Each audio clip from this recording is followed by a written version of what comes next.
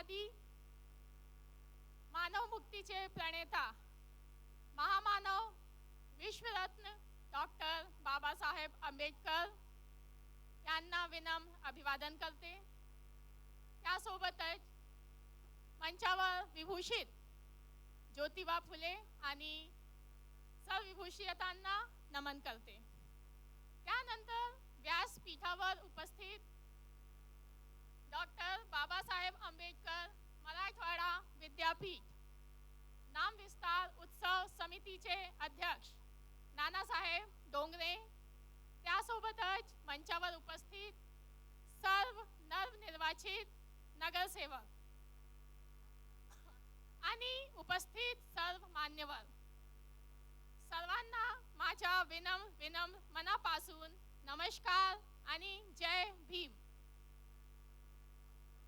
सोबतच आजचे कार्यक्रमासाठी उपस्थित सर्व पत्रकार बांधवांना आणि आजचे जे भीमगीताचे कार्यक्रम आहेत त्यासाठी आलेले सर्व कलाकार आणि माझे शहरातील माझे सर्व भगिनींना आणि बांधवांना आणि सर्व माझे वडिलांना माझा नमस्कार आणि जय भीम।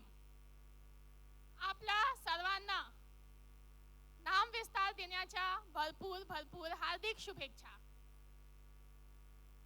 आज नामविस्तार दिनानिमित्त आपले हा चांदुरात भीमगीताचा कार्यक्रम ठेवलेला आहे आणि माझे अनुसार हा जे भीमगीत आहे हे फक्त गीत नाही तर एक जिवंत इतिहास आहे। हा इतिहास आहे संघर्षाचा।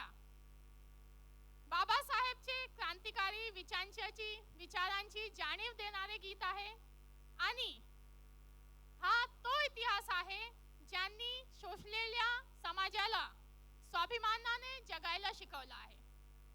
हा गीत समता, बंधुता आणि न्यायाचा संदेश देणारे गीत आहे आणि कोणतीही परिस्थितीत जिद्दीने उभे राहण्याची प्रेरणा आम्हाला या सुरांमधून मिळते।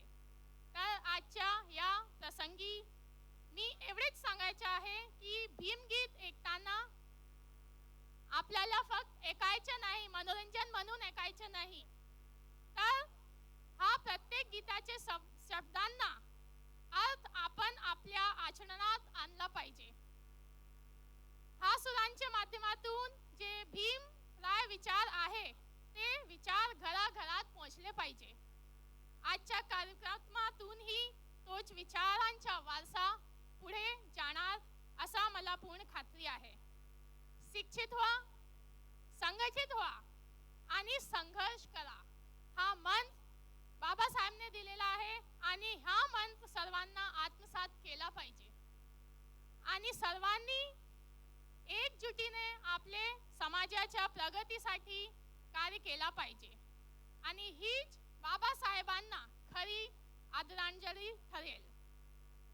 आज या मंगल दिवशी या मंगलमय सोहळ्याचा उद्घाटन करण्याचा मान मला लाभतो आहे आणि ही माझ्यासाठी अत्यंत अभिमानाची आणि जबाबदारीची गोष्ट आहे, कारण की नुकत्याच झालेल्या निवडणुकीत आपण सर्वांनी माझ्यावर विश्वास ठेवला, मला आशीर्वाद दिला आणि मला हा शहराची प्रथम नागरिक म्हणून निवडून दिला, मान दिला आणि या शहराची नगराध्यक्ष म्हणून मला जी जबाबदारी दिली आहे त्यासाठी आपल्या सर्वांच्या शहरातील सर्व नागरिकांची मी मनापासून आभारी आहे, ऋणी आहे। पण हे पद म्हणजे फक्त सत्ता नसून तर बाबासाहेबांच्या संविधानाने मला दिलेली सेवा करण्याची संधी आहे असं मला वाटते आणि असं मी मानते। तर त्यामुळे आजचा हा कार्यक्रम माझ्यासाठी फक्त एक कार्यक्रम नाही तर कृतज्ञतेचा एक उत्सव आहे आणि त्यांच्या दिलेले अधिकारासाठी आणि तुमच्या सर्वांच्या दिलेले आशीर्वादासाठी मी ऋणी आहे, आभारी आहे। बाबासाहेबने संविधानात महिलांना जे अधिकार दिले त्यामुळेच आज आपल्या देशातील स्त्री राष्ट्रपती पदापासून तर आपल्या शहरात नगराध्यक्ष पदापर्यंत पोहोचू शकली आहे.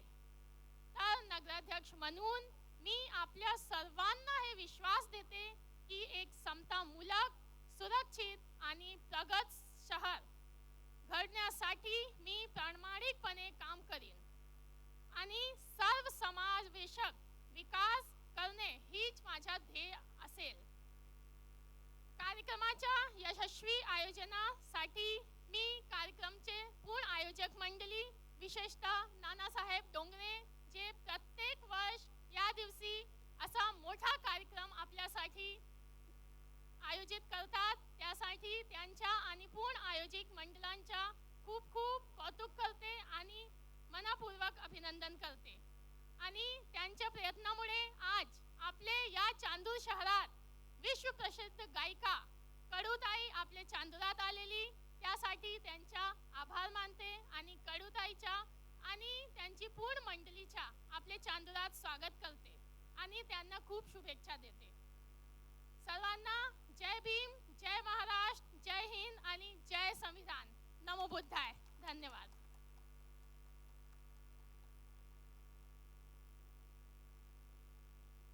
धन्यवाद प्रियंका ताई.